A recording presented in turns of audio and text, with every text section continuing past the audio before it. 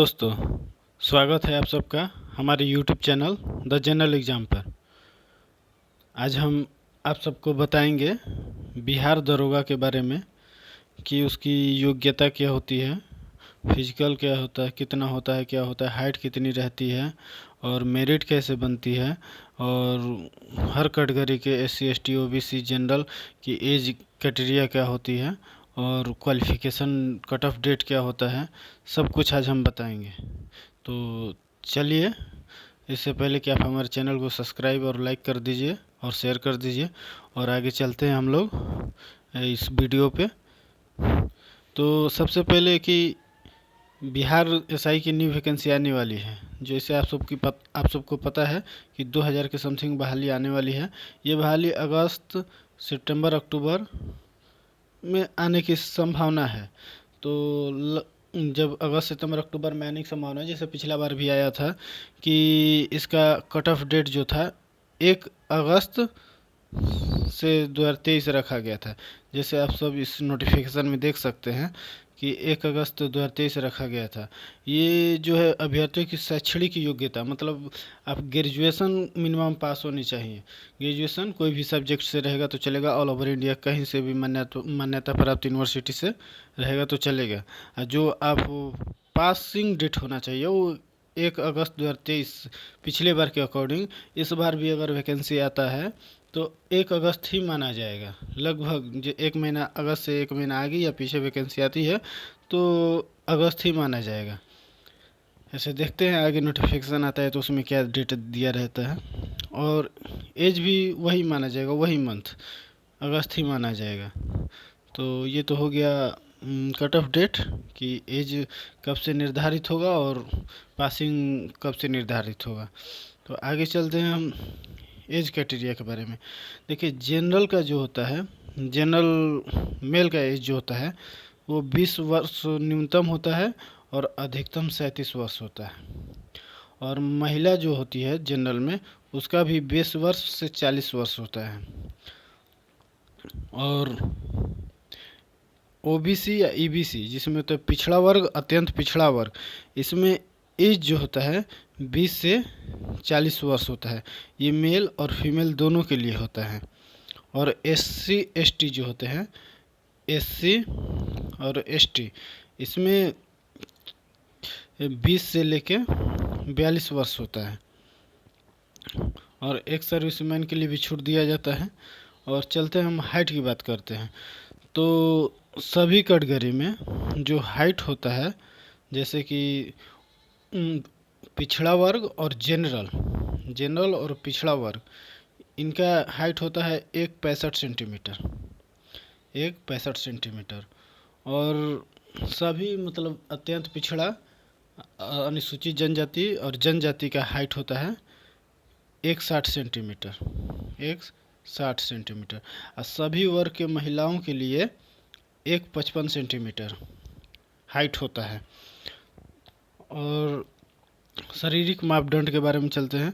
तो सभी अभ्यर्थियों के लिए, जैसे पुरुष में SC ST को छोड़ा दे तो जो सीना होता है 81 सेंटीमीटर से 86 होता है, जिसमें 5 सेंटीमीटर सीना फुलाना अनिवार्य है, नहीं तो आप असफल घोषित हो जाएंगे।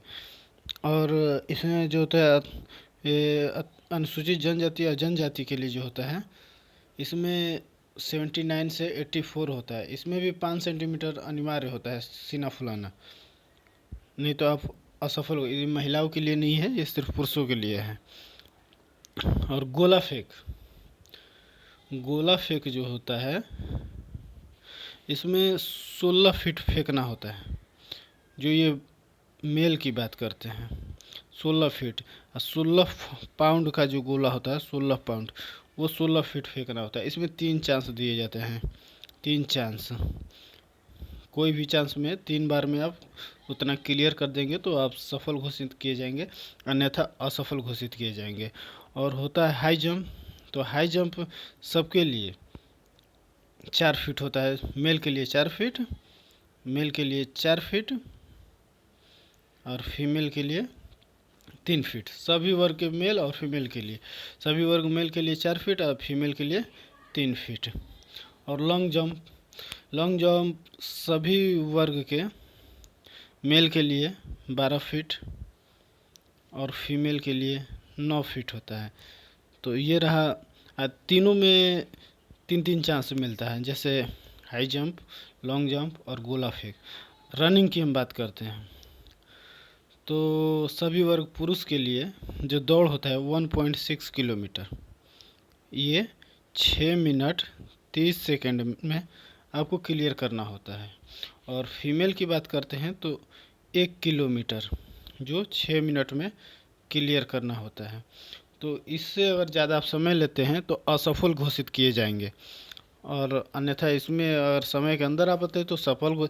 और ये जो फिजिकल स्टैंडर्ड है, इस पे आपकी कोई नंबर दे नहीं होगा, ये सिर्फ क्वालिफाइंग है।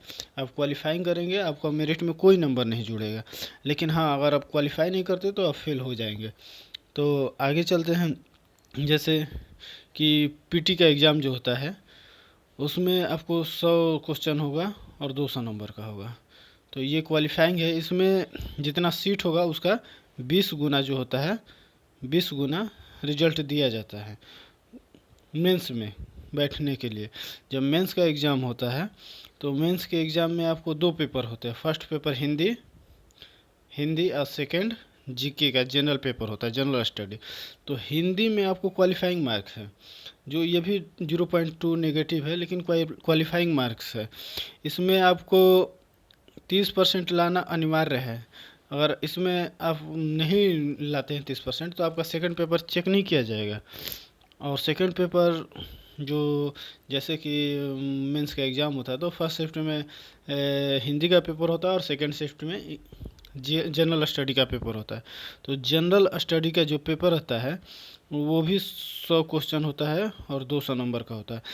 इसी पे मेरिट बनता है। इसी के नंबर के आधार पे फाइनल मेरिट जो बनता है आपका बनता है। ना मेंस में हिंदी के नंबर जुड़ते हैं, ना पीटी के नंबर जुड़ते हैं, और ना फिजिकल के कोई भी नंबर जुड़ते हैं। सिर्फ मेंस का जो जनरल स्टडी का पेपर होता है उसी पे आपका मेरिट बनता है। तो ये रहा कि योग्यता कब से होगी, क्या चाहिए, और हाइट क्या था, गोला फेंक, लॉन्ग जंप, हाई जंप क्या था, और मेरिट कैसे बनता है, और क्या पेपर होते हैं, सब हमने डिस्कस किया है। और आगे हम दरोगा से रिलेटेड वीडियो लाएंगे। तब तक के लिए यहीं तक रहने देते हैं। हमारे चैनल को लाइक करें, सब्सक्राइब करें और शेयर करें। धन्यवाद।